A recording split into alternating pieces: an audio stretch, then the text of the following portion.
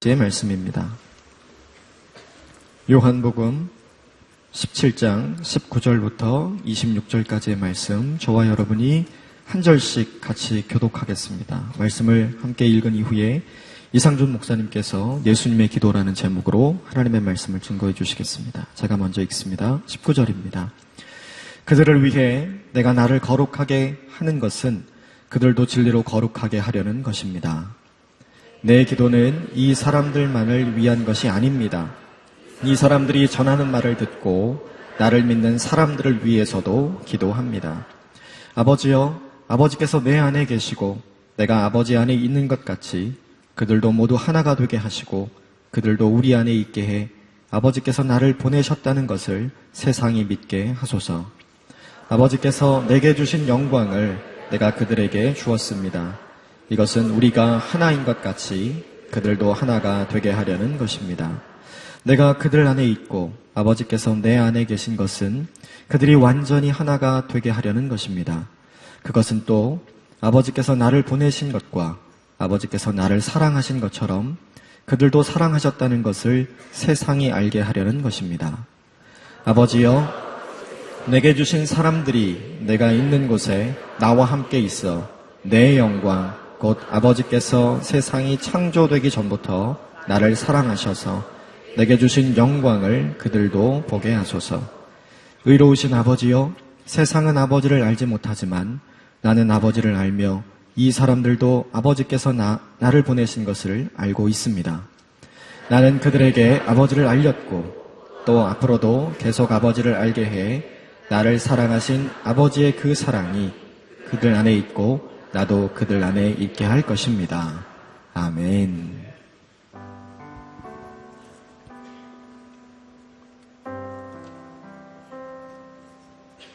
우리의 찬양과 예배와 기도를 받으신 하나님께 영광의 박수 올려드리겠습니다. 할렐루야. 홀로 높임을 받게 합당하신 주님, 주님의 이름을 높여드립니다. 이 시간 여러분 가슴에 한번 두 손을 얹으시고요. 눈을 감고 하나님 보좌 우편에서 우리를 위하여 중보하시는 주님,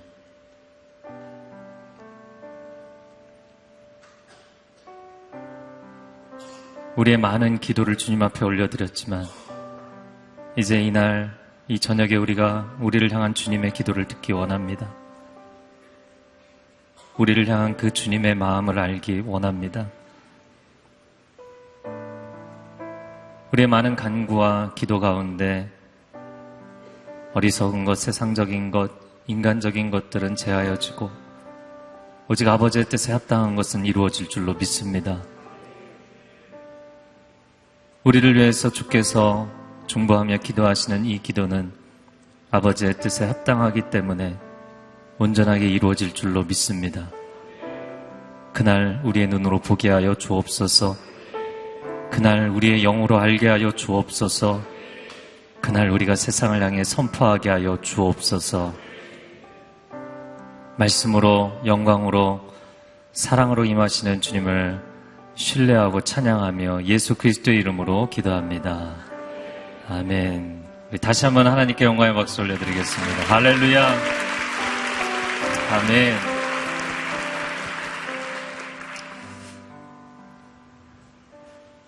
9월 한 달간 기도에 대해서 나누고 있습니다. 엘리야의 기도, 한나의 기도, 모세의 기도, 예수님의 기도.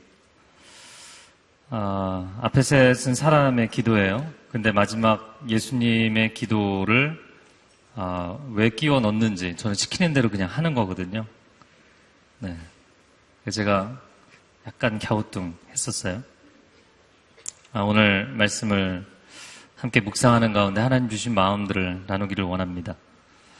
엘리야는 비를 달라고 하나님께 간구했고, 한나는 아들을 달라고 하나님께 기도했고, 모세는 이 백성을 구원해달라고 하나님께 간구했습니다. 그런데 우리를 향한 그 주님의 기도와 그 간절한 기도, 오늘 요한복음 17장은 예수님의 대제사장적 기도이다. 이렇게 정의를 합니다. 예수님이 하나님 앞에 간구한 그 기도는 무엇이었는가? 저들도 우리처럼 하나가 되게 해주시기를 원합니다. 저들에게 하나님의 영광을 보여주시기를 원합니다. 엘리야는 엎드려서 7번 하나님께 간구했습니다. 한나는 정말 그 성전에서 구로하듯이 구르면서 고통 가운데 부르짖으며 하나님께 간구했습니다. 모세는 주의 영광을 감당할 수 없어서 여호와께서 그를 바위 틈 사이에 숨기시면서 그가 하나님 앞에 간절하게 기도했습니다. 엘리야도 한나도 모세도 간절하게 그들의 기도를 하나님 앞에 올려드렸고 위태한 가운데서도 그들의 기도를 하나님 앞에 온전히 올려드렸습니다. 그러면 예수님은 어떻게 기도하셨는가? 우리에게 하나됨을 주시려고, 우리에게 그 영광을 주시려고 예수님은 어떻게 기도하셨는가? 예수님은 목숨을 걸고 기도하시는 것이죠. 그분의 존재 그 자체를 걸고 기도하시는 것입니다. 이 기도를 이루시기 위해서 십자가를 지신 것입니다. 그들을 진리로 거룩하게 해주시라고, 그들도 우리처럼 하나가 되게 해주시라고,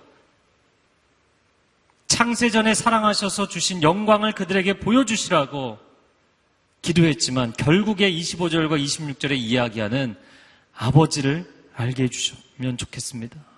아버지를 저들에게 알려주시면 좋겠습니다. 오늘 본문의 표현은 요한복음은 굉장히 쉬운 단어들로 구성되어 있어요. 근데 읽으면 읽을수록 복잡합니다. 그런데 하나님을 만난 체험이 있는 사람들은 이 본문이 너무나 사실은 명백한 이야기를 하고 있는 것이에요. 우리에게 하나됨의 체험, 이 땅에서 경험할 수 없는 하나됨의 체험을 주기를 원하시는 줄로 믿습니다. 이 땅에서 우리가 볼 수 없는 하늘의 영광을 보여주기를 원하시는 줄로 믿습니다. 그러면 우리가 하나됨을 체험하고 그 영광을 본다는 게 도대체 무엇인가? 그것은 아버지를 알게 된다는 거예요. 아버지에 대해서 영적인 기억 상실증과 망각에 빠져 있는 사람들에게 그 아버지를 알게 해주는 것, 그 아버지의 임재 체험을 하게 하는 것, 그 아버지의 얼굴을 대면하게 하는 것, 그것입니다.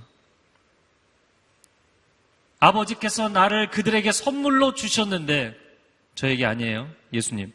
아버지께서 나를 너희에게 선물로 주셨는데 나는 다시 너희에게 아버지를 선물로 준다.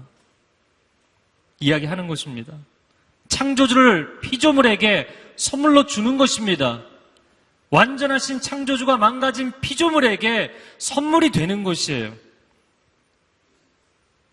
전지하신 지혜로우신 그 하나님이 무지한 인간을 위해서 선물이 되시는 것이죠. 전능하신 하나님이 망가진 이 피조물들을 위해서 선물이 되시는 거예요. 자연 만물을 주신 것도, 이 진리의 말씀을 주신 것도, 우리가 함께 예배하고 찬양하고 기도할 수 있는 이런 은혜의 공간을 주신 것도, 우리에게 그 아들 예수 그리스도를 주신 것조차도 아버지를 주시고자 하는 하나님의 마음입니다. 아버지 당신 자신을 주시고자 하는 하나님의 마음입니다. 우리는 비를 구하고, 우리는 아들을 구하고, 우리는 하나님 앞에 이 백성의 구원을 원하여서 바라여서 구하지만 하나님은 우리를 원하시는 거예요. 하나님은 당신을 원하시는 거예요. 내가 나 자신을 너에게 주기를 원한다 이야기하는 것은 내가 너를 원한다. 나를 너에게 주기를 원한다. 너가 나를 만나기를 원한다 말씀하시는 것이죠. 아닙니다. 하나님, 그냥 함께 저녁 식사, 좋은 저녁 식사 한 끼 하는 것으로 족합니다. 이 시원한 가을바람에 강변을 함께 거니는 것으로 족합니다. 이 예배라는 스윗타임, 한 타임 하나님과 누리는 것으로 저는 족합니다. 저는 제 삶의 자리로 돌아갈 것입니다. 여기까지입니다. 라고 이야기하는 것이 아닌 거예요. 하나님은 에녹처럼 그분의 집에 우리를 데려가기를 원하십니다. 하나님은 엘리야처럼 우리에게 불말과 불병거를 보내셔서 이 땅의 차원이 아닌 하나님의 능력의 차원을 체험하기를 원하십니다. 그러나 아니죠.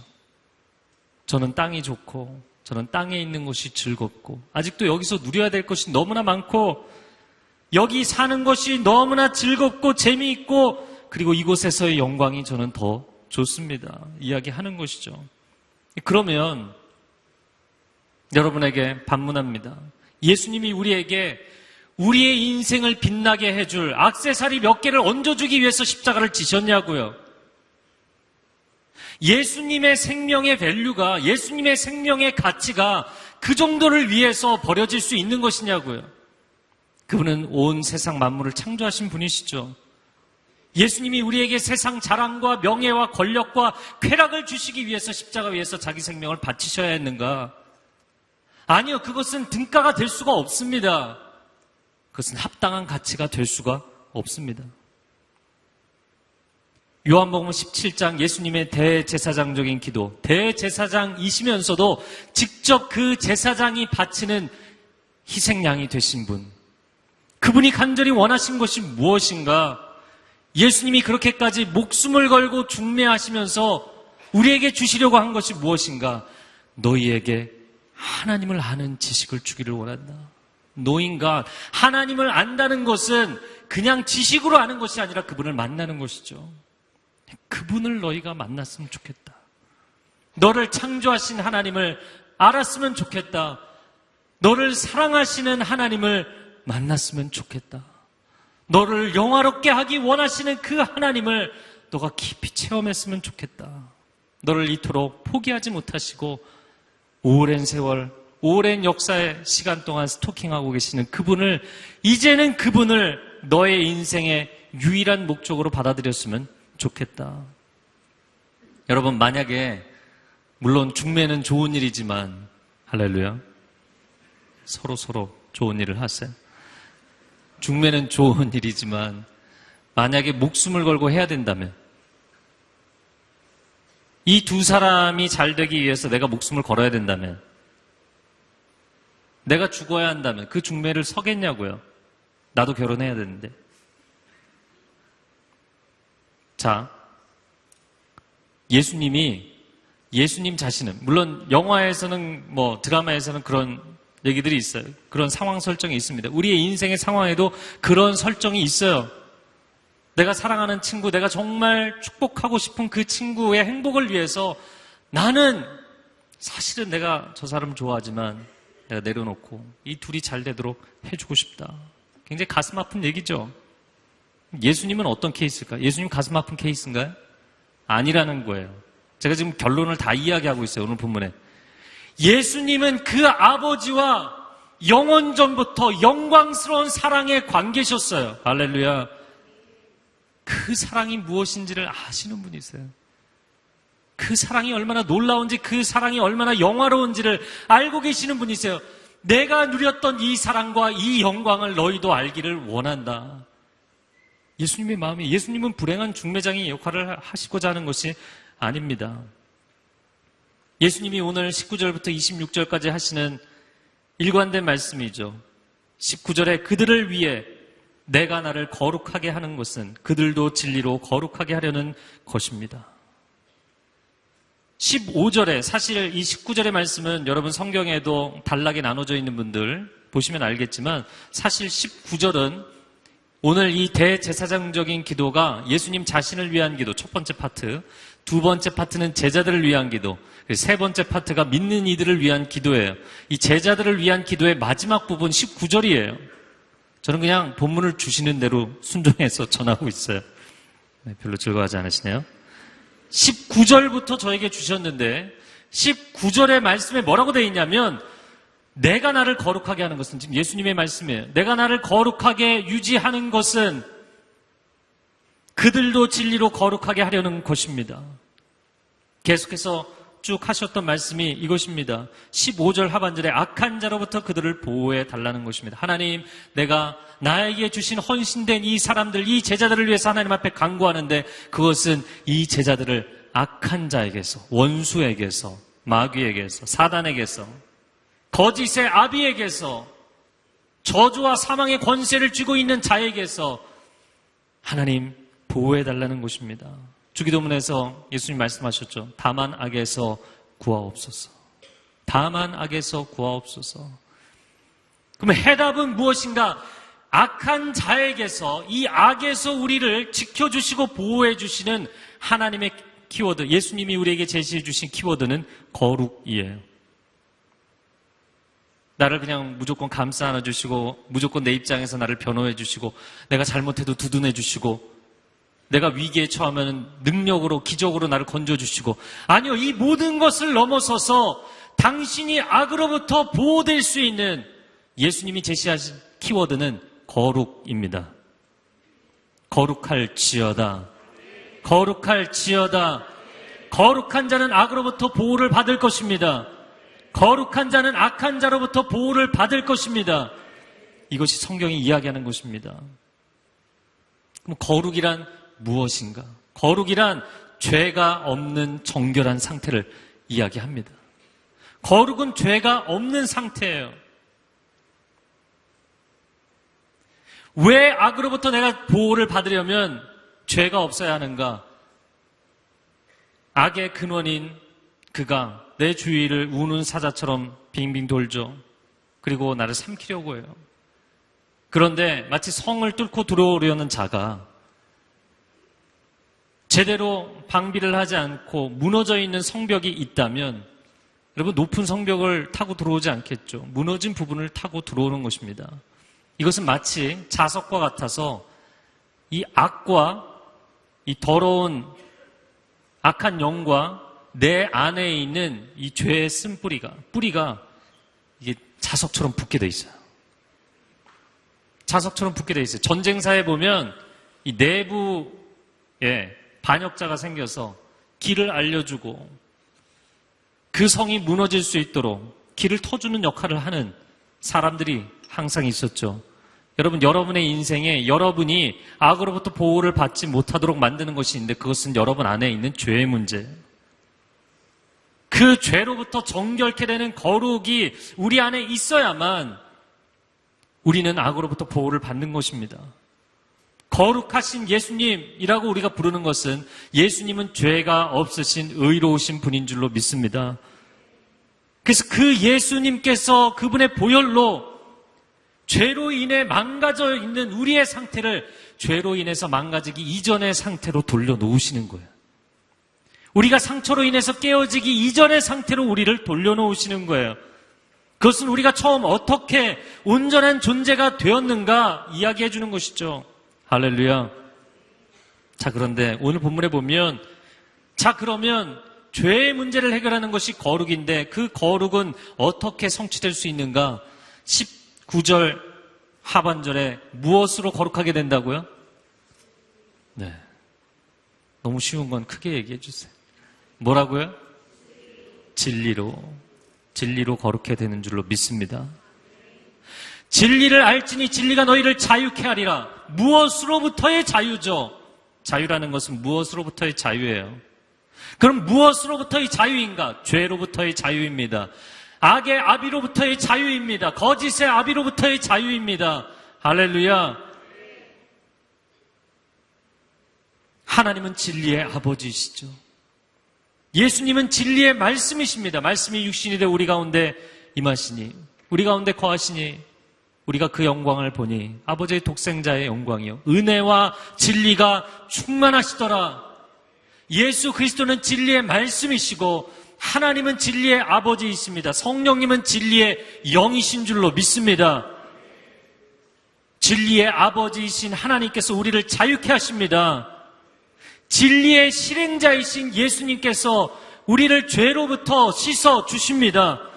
진리의 감동을 주시는, 진리의 감동을 우리 영혼 가운데 불어넣어 주시는 성령님께서 우리를 죄와 사망의 법에서 해방시켜 주신 줄로 믿습니다. 아멘. 진리 안에 들어가는 것은 하나님 안에 들어가는 것이요, 진리 안에 들어가는 것은 예수 그리스도와 동행하는 것이요, 진리 안에 들어가는 것은 성령의 충만함 가운데 들어가는 것입니다. 거룩이 무엇인가? 진리 가운데 사는 삶이에요. 그것은 하나님 안에 사는 삶입니다. 거룩은 거북하거나 무게잡거나 종교적인 것이 아니라 거룩은 진리 안에 거하며 진리의 하나님을 닮아가는 것이에요. 진리의 하나님이 최선이라고 인정하는 것이에요. 예수님의 기도, 진리로 저들을 거룩하게 하옵소서. 죄로 인해서 피곤해진 내 인생, 죄로 인해서 내 인생 가운데 너무나 많은 아픔이 있고 상처가 있고 깨어짐이 있고 절망이 있고 실패가 있고 근심과 두려움이 있어요. 그 죄의 결과에서 하나님 내가 자유해지기를 원합니다. 그래서 죄의 문제를 해결해 달라는 것인지 아니면 이 죄의 문제를 뛰어넘어서 내가 거룩에 이르기를 원합니다. 내가 거룩에 이르기를 원합니다. 내가 거룩하니 너희도 거룩할지어다. 죄가 없는 그 거룩의 원형으로 돌아가기를 원합니다. 예수님이 우리를 위해서 주신 축복의 기도입니다. 그리고 21절부터 23절까지 제가 다 읽지 않겠습니다. 예수님이 똑같은 이야기를 베리에이션, 조금만 변형시켜서 계속 반복된 이야기를 하고 계세요. 사실은 우리가 한 번 듣고 알아들어야 되는데 잘 알아듣지 못하기 때문에 3번이나 똑같은 얘기를 사실 하신 것이에요. 23절 말씀에 내가 그들 안에 있고 아버지께서 내 안에 계신 것은 그들이 완전히 하나가 되게 하려는 것입니다. 완전히 하나가 되게 하려는 것이다. 완전히 하나 동그라미 치시고요. 여러분 우리가 완전히 하나 될 수 있나요? 여러분 이 땅에 살면서 사랑한다고 결혼한 부부가 평생 한 번도 싸우지 않고 사랑하며 완전히 하나 될 수 있나요? 결혼을 안 해봐서 모르시겠어요? 여러분 부모님을 못 보셨어요? 부모와 자식이 사랑하는 관계, 서로에게 최선을 다하는 관계일지라도 완전히 하나 된다는 것이 가능한가요? 여러분, 그리스도의 복음으로 인하여서 교회 안에 모여있는 사람들이 완전히 하나 된다는 것이 가능한가요? 가능한 줄 알고 교회에 모였죠? 가능할 거라고 생각하고 모였죠.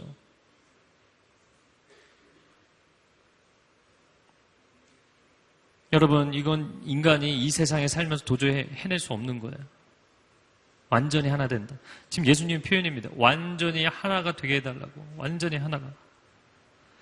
이 땅에 살면서 유물사관을 이야기하고 정반합의 갈등을 통해서 역사가 발전한다는 것을 이야기하는 사람들, 계층 간의 갈등과 혁명으로 유토피아를 이야기하는 사람들, 내 가족조차도 하나 되지 못하고, 아니 믿음의 공동체조차 하나 되지 못하는 이 땅에서 과연 이 얘기가 가능하냐고요. 이 얘기가 가능한가? 근데 22절에는 어떻게 가능해지는지를 얘기해 주셨어요. 22절에 무엇으로 가능하게 되느냐? 아버지께서 내게 주신 영광을 내가 그들에게 주었습니다. 영광에 동그라미 치세요. 영광, 독사입니다. 헬라어로. 그래서 영광송, 영광, 영광, 할렐루야, 글로리, 글로리, 이 찬양을 계속하는 이 영광송 독솔로지라고 하죠. 독사. 영광입니다. 이 영광을 내가 그들에게 주었습니다. 이것은 우리가 하나인 것 같이 그들도 하나가 되게 하려는 것입니다. 이 땅에서 도저히 하나가 될 수 없는 사람들이 하나가 되는 방법이 있는데 그것은 이 땅에서 줄 수 없는 영광, 이 땅에서 볼 수 없는 영광, 이 땅에서 체험할 수 없는 영광, 그 영광을 체험하면 그들은 하나가 될 것입니다. 네. 제가 여러분을 설득해서 아멘을 하시라는 게 아니에요. 성경에 그렇게 써 있어요. 예수님이 하신 말씀이 있어요.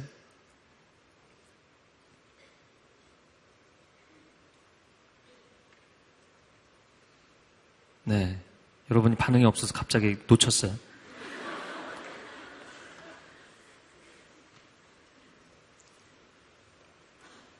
자, 그런데 22절에 분명히 영광이라고 되어 있죠. 근데 23절에 거의 똑같은 말씀을, 이 워딩을, 단어 선택을 다르게 하셔서 말씀하십니다. 23절에 내가 그들 안에 있고 아버지께서 내 안에 계신 것은 그들이 완전히 하나가 되게 하려는 것입니다. 22절의 영광이라는 표현이 23절에는 뭐라고 되어 있는 것 같나요? 네? 23절에 뭐라고 되어 있나요? 틀릴까봐 두려워하지 마시고. 아버지예요, 아버지.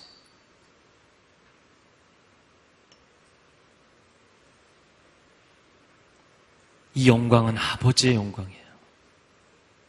그 영광이 어디서 나와요? 땅에서 볼 수 없는 영광이 어디서 나와요? 그 빛이 어디서 나와요? 그 탁월함이 어디서 나와요? 아버지로부터 나오는 거예요. 아버지의 임재라고 표현하는데 너무 이것도 종교적인 용어가 되어버렸어요. 그냥 아버지의 존재. 아니, 아버지 그분 자신. 오늘 23절에 보면 내가 그들 안에 있습니다. 여러분 그림을, 동심원을 그려보세요. 사람들이 있습니다. 그 사람들 안에 누가 계세요? 예수님이 계십니다. 그리고 23절에 보면 아버지께서 내 안에 계세요. 예수님 안에 아버지가 계세요. 여러분 이거는 사실은 동심원이 거꾸로 된 거죠. 거꾸로 된 거 아닌가요?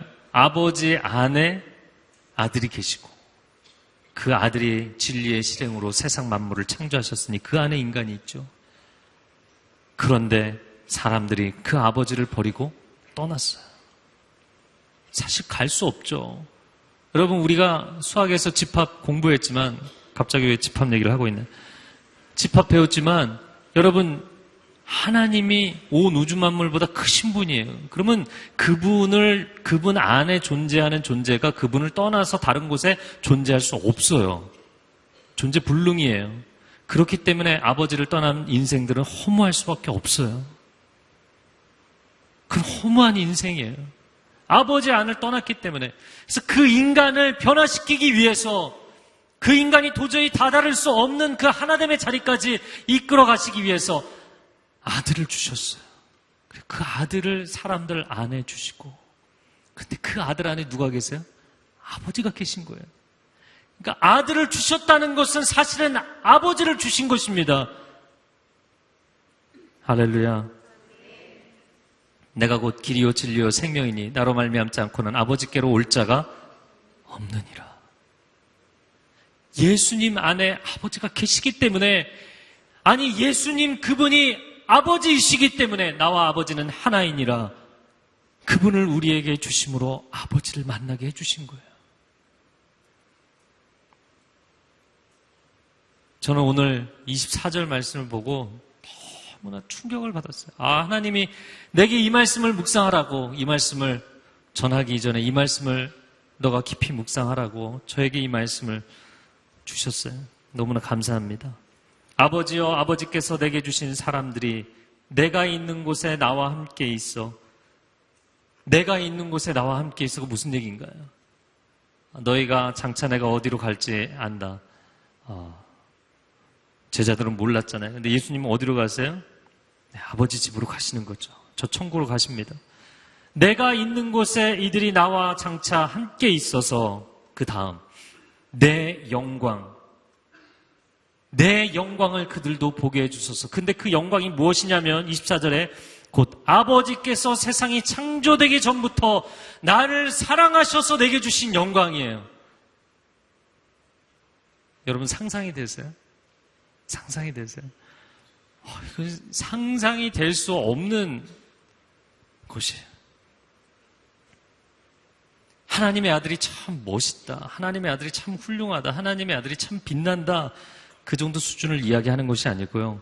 그 아버지께서 세상을 만드시기도 전에 영원으로부터 나를 사랑하신, 그 아들을 사랑하신, 그래서 그 아들에게 주신 영광. 여러분, 영광이 언제 나타나냐면 온전한 사랑 가운데 나타납니다. 아이들이 있어요. 빈민가의 아이들은 사랑받지 못했기 때문에 얼굴이 이렇게, 세월이 갈수록 빛이 나는 것이 아니라 세월이 갈수록 얼굴이 어두워지죠. 사랑받고 존중받고 소중히 여김을 받은 사람들은 얼굴이 빛나기 시작해요. 제가 청년부에 있으면서 저는 잘 이렇게 눈치를 못 채는 편인데 굉장히 정확하게 맞히는 사람들이 있더라고요. 너 교제 중이지? 얼굴이 빛나는 거예요. 이전엔 빛나지 않았어요. 얼굴이 칙칙했어요. 분위기가 칙칙했어요. 인생이 우울했어요. 사랑을 받으면 그 사람의 영혼이 빛나는 거예요. 영광이 구약적인 개념으로는 카베드, 이거는 무겁다는 뜻입니다. 구약적 개념의 영광은 무거움이에요. 신약적 개념의 독사, 영광은 radiance, 찬란한 빛이 비추는 것입니다. 무겁고 빛나는 것. 그것이 하나님의 영광입니다. 그럼 하나님의 영광이 왜 무거운가? 영광은 하나님의 존재로부터 나오는 것이기 때문에 하나님의 존재는 무거운 것이에요.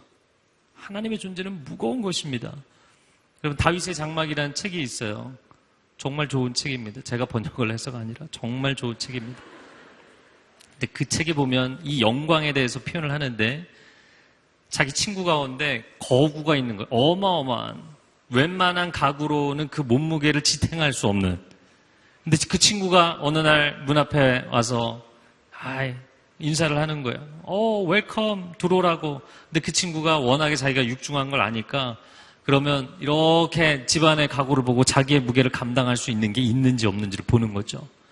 그리고 준비되어 있지 않으면 그냥 인사만 하고 떠나는 거예요.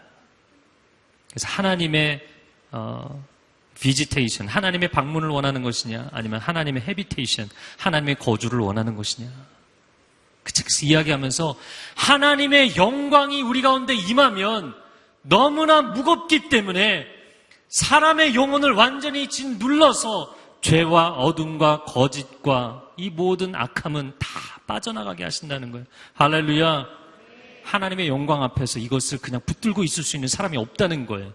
그 영광으로 인하여서 내 영혼은 crushed, 완전히 깨어지고 내 안에 있는 모든 죄악이 씻겨져 나가고, 할렐루야. 그리고 빛이 나기 시작하는 거예요. 영혼이 깨어져 있는데, 인생이 깨어졌는데 빛이 나는 거예요. 그 빛은 세상이 만든 인위적인 빛이 아니라 그냥 네온사인의 빛이나 인간이 만든 인위적인 어떤 작품의 빛이 아니라 사람이 만든 라이트가 아니라 하나님의 그 영광, 하나님의 존재로부터 나오는 빛이라는 거예요. 할렐루야. 여러분, 어떤 사람이 정말 자신의 죄를 하나님 앞에 쏟아놓고 눈물 콧물을 다 쏟고 하나님 앞에 정말 통곡하며 기도하고 나서 그 기도의 자리에서 나올 때 그 얼굴이 빛나는 것. 그것은 뭐 화장품을 발라서 아니면 뭐 세상의 것을 멋있는 것을 입어서 이런 것과는 비교할 수 없는 영혼이 빛나기 때문에 빛나는 것이에요. 그 빛이 임한다는 것이죠. 여러분, 지상에 예수님이 이 땅에 오시기 전에 천상의 그리스도로 계실 때 하나님 아버지께서 그 아들을 사랑하심으로 그 아들이 세상 모든 존재들보다 빛나는 영광을 갖게 되셨어요. 그 이후로 어떤 존재가 창조되고 피조될지라도 그 예수 그리스도의 영광과 비교할 수 없는 영광을 갖게 되셨어요. 할렐루야. 그러나 더 중요한 것은 세상이 창조되기 이전에 천상의 모든 존재들보다 그분은 빛나는 영광을 지니신 분이십니다. 할렐루야. 이건 상상할 수 없는 우리의 3차원적인 상상력으로 상상이 안 되는, 만약에 우리의 브라운관에 이 빛을 담는다면 모두가 눈이 멀어버리는 그런 빛인 것이죠. 그런데 그 빛을 담고 계시는 주님. 그런데 주님이 뭐라고 말씀하시냐면 그 빛을 24절을 하반절에 이들도 보게 하소서. 이들도 보게 하소서.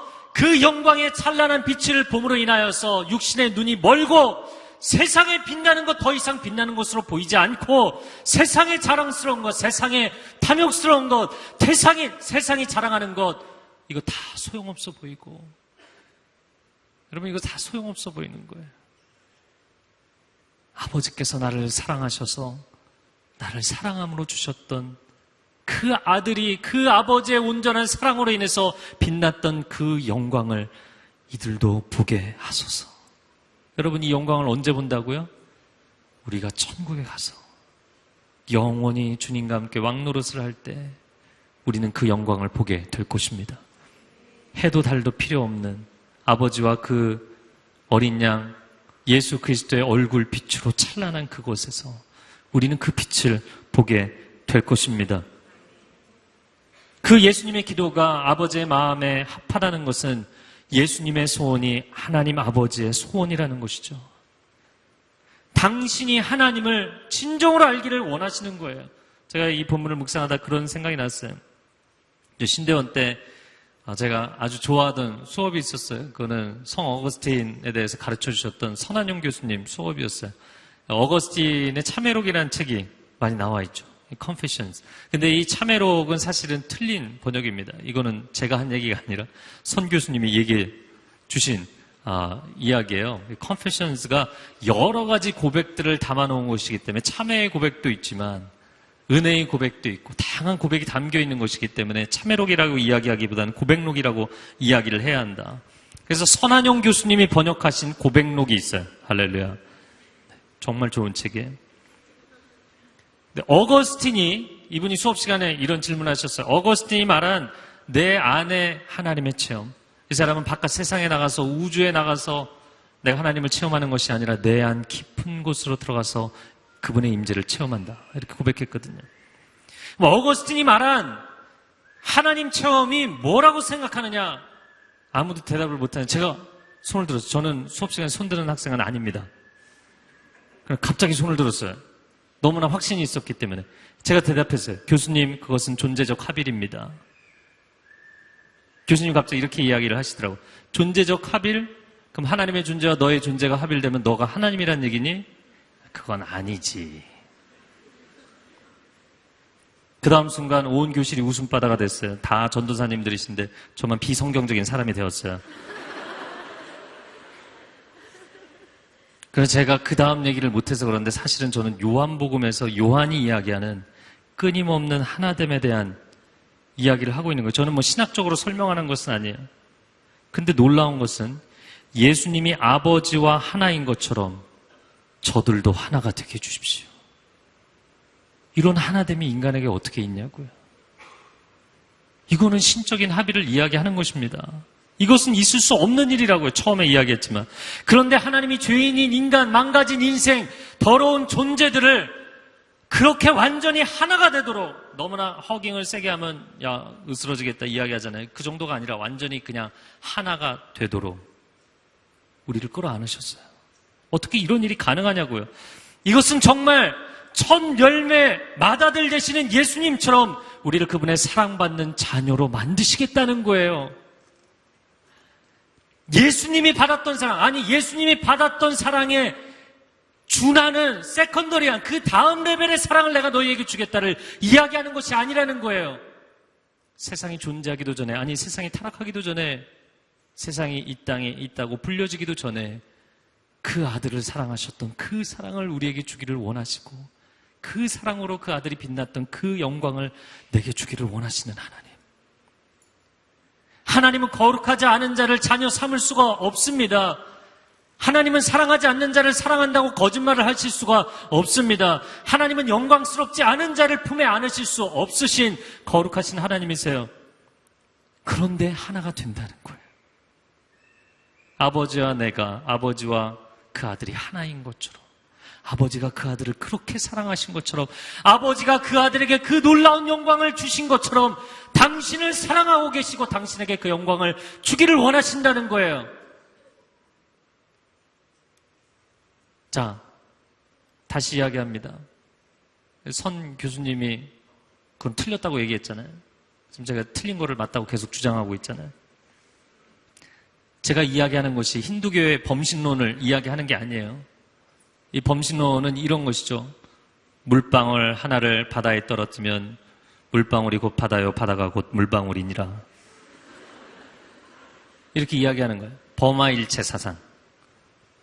범신론이죠. 그래서 나무도 신이고 벌레도 신이고 짐승도 신이고 소도 신이고 다 신이에요. 부처도 신이고 예수님도 신이고 뭐 다 신이에요. 여러분, 하나님의 작품과 하나님은 분명히 존재적으로 다릅니다. 하나님과 하나님의 피조물은 분명히 다른 것입니다. 창조주는 창조주이시고 피조물은 피조물이에요. 분명한 구분이 있어요. 거룩은 거룩이고 타락은 타락입니다. 선은 선이고 악은 악이에요. 성경이 이야기하는 것이 빛은 빛이고 어둠은 어둠이에요. 이건 하나가 될 수 없어요. 그런데 거룩하신 창조주께서 타락하신이 아니라 타락한 인간을 끌어안으셨어요. 어떻게? 말도 안 되는, 이게 말이 되면 하나님이 하나님이실 수 없는, 거룩이 거룩일 수 없는 그분이 그분의 생명을 우리를 위해서 십자가에 의해서 쏟아 부으심으로, 값을 지불하심으로 말도 안 되는 일을 말이 되게 만드셨어요. 이루어질 수 없는 일을 이루어지게 만드셨어요. 자기 생명을 창조주께서 물처럼 땅에 쏟아 부으셔서 피조물의 생명을 건지신 것입니다. 그 사랑, 바로 그 사랑, 그 사랑으로 내가 너를 영화롭게 하고 싶다. 또 그 사랑을 받아보았니? 그 사랑을 깨달았니? 그 사랑을 체험했니? 그러면 너는 세상 그 어떠한 거짓된 유혹으로도 내 안에 있는 그 영광과 그 빛, 그 거룩을 세상이 오히려 감당할 수 없는, 오히려 세상 사람들이 알게 되는 그러한 거룩과 그러한 사랑과 그러한 영광을 체험하게 되리라 말씀하시는 거예요. 그 하나님의 마음, 이제는 너희가 그 마음을 알았으면 좋겠다. 에베소서 1장 17절에 사도 바울이 에베소 성도들을 위해서 최고의 축복의 기도를 하는데 그 축복 기도의 첫 번째가 이것입니다. 우리 주 예수 그리스도의 하나님, 영광의 아버지께서 여러분에게 지혜와 계시의 영을 주셔서 하나님을 알게 하시기를 원합니다. NIV 버전에는 to know him better, 그분을 더 잘 알았으면 좋겠다. 내가 너희에게 블레싱을 해주는데 이 블레싱은 세상의 물질의 축복을 얻는 것 아니고, 네가 그렇게 궁금해하는 너의 인생의 미래를 아는 것도 아니고, 이 땅에서 어떻게 하면 성공하는지 성공하는 방법을 아는 것도 아니고, 하나님 그분을 아는 것, 이것이 내가 너희에게 줄 수 있는 최고의 축복이다. 세상이 창조되기도 전에 아버지께서 아들을 사랑하신 그 사랑이 우리에게 경험되면 게임 오버입니다. 여러분, 정말 흠이 없고 죄가 없고 악이 없고 어둠이 없고 저주가 없고 사망이 없고 거짓이 없던 그 오리지널한 상태, 그 상태에서 우리가 나왔어요. 만물이 그 영광과 그 사랑으로부터 나왔어요. 그 하나님의 사랑과 그 영광으로부터 나온 거라고요. 그러면 이 땅에서 생긴 이 문제들은 우리가 그분의 영광을 보게 되고 우리가 그분의 그 사랑을 체험하게 되면 이것은 능히 우리가 이기게 될 줄로 믿습니다. 그 오리지널한 사랑과 영광, 바로 나의 아버지. 여러분, 구원은 다른 것이 아닙니다. 구원은 다른 것이 아닙니다.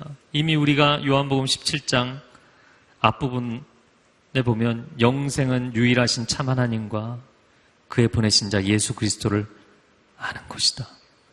영생은 시간적 개념이 아니라 관계적 개념이죠. 내 영혼의 아버지, 육신의 아버지가 계신 것처럼 내 영혼의 아버지가 계신데, 내 영혼의 아버지는 나를 얼마나 사랑하시냐면 내가 집으로 돌아와서 그 사랑을 체험하고 그 영광을 보기를 얼마나 원하시냐면 창세전에 그 아들에게 주셨던 사랑과 그 영광을 내게도 보여주기를 원하시는 거예요. 예수님이 하신 기도는 아버지의 마음에 동일한 소원입니다. 예수님의 소원이 아버지의 소원인 줄로 믿습니다. 사랑하는 청년 여러분, 천국은 침노하는 자의 곳입니다. 백화점 세일 시즌이 되면 차들이 줄지어 서잖아요. 그 주변 일대가 완전히 교통마비를 이룹니다. 네, 명품백을, 명품 옷을 싸게 판다고, 또 마켓에서는 여러 가지 품목들을 싸게 판다고, 얼마 이상 사면 또 사람들에게 사은품을 준다고, 선물을 준다고. 여러분, 교회 주변을 서성이면서 예배의 자리에 하나님의 임재의 뜰에 나오면서 내가 뭘 좀 얻어보려고, 내 인생에 이게 필요한데 이게 필요한데 이게 필요한데. 여러분, 뭐가 필요할 때마다 마트에 가서 장 보는 것처럼, 목이 마를 때마다 그 야곱의 우물에 나가서 몰래 물을 마셔야 되는 여인처럼 그렇게 살아야 되는 것이 아니라는 거예요. 아버지 그분 자신을 우리에게 주시겠다는 거예요. 날 사랑하신, 나를 사랑하신 그 놀라운 사랑, 우리가 상상할 수 없는 나에게 주시고자 하는 그 영광, 그 영광이 부담스러워서 사람들은 거절하지만 나의 모든 죄를 거두어 가실 것이고, 그 영광이 너무 빛나서 내 눈을 멀게 하지만 세상의 거짓된 것으로부터 내 시야와 시선을 차단하실 것이고, 그 영광을 내게 비추어 주옵소서. 우리는 영원토록 저 천국에서 왕노릇할 것입니다. 창세전의 영광은 미래의 영원한 영광이 될 줄로 믿습니다. 우리가 온 그곳으로 우리는 돌아갈 것입니다. 오늘날 크리스찬들이 왜 신앙생활 하나요? 험한 세상에 좀 이 힘든 거를 누가 도와줬으면 좋겠기에, 내가 이 세상에 살면서 뭔가 좀 잘해봤으면 좋겠기에. 여러분, 그런데 우리는 땅의 것을 구하죠. 비를 구하고 아들을 구하고 백성들의 인도자가 되어달라고 구하고. 하나님은 그런 차원이 아니라는 거예요. 예수님은 우리를 위해서 중보하며 기도하시는데 그런 차원이 아니라는 거예요. 여러분, 눈을 감고 다시 한번 두 손을 가슴에 얹고 잠시 침묵으로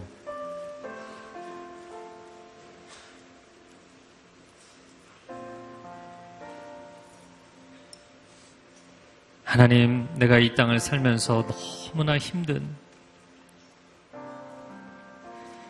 이 어두움과 이 죄악과 이 저주와 사망과 상처와 근심과 두려움, 이 모든 것들이 있기 이전에 삼위 하나님의 온전하신 그 사랑과 조화만이 있던 그때 아버지께서 아들을 너무나 기뻐하시고 사랑하셔서 그 아들의 존재 자체가 빛나게 하셨던 그 영광을 나로 하여금 보게 하소서. 우리가 그 나라 가서 그 영광을 볼 것이지만 이 땅에 살면서도 아버지의 임재 가운데 그 영광을 보게 하소서. 아버지의 충만한 사랑 가운데 그 영광을 보게 하소서. 여러분, 창세 이전에 그때를 잠시 묵상하겠습니다.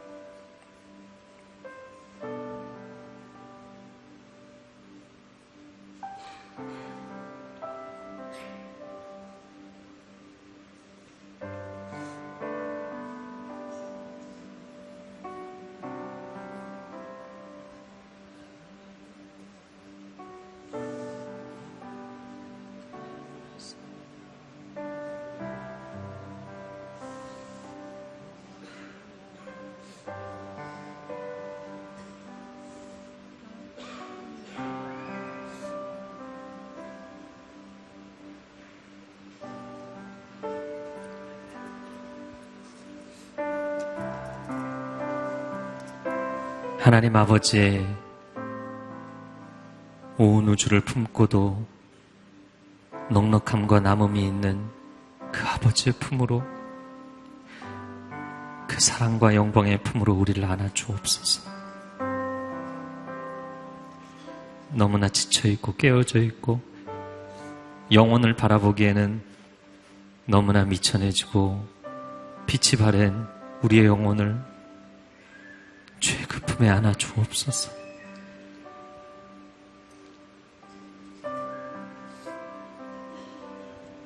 아멘. 아멘. 주님.